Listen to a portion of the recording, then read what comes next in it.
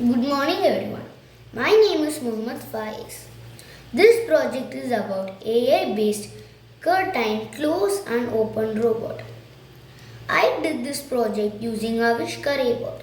This is the prototype of the main model. For programming I used AMSCI.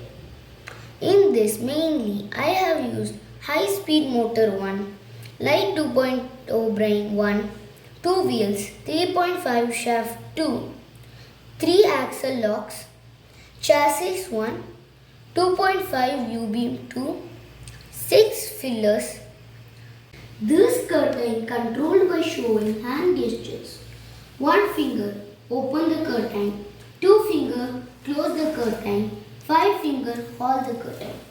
Now I will show how the robot works.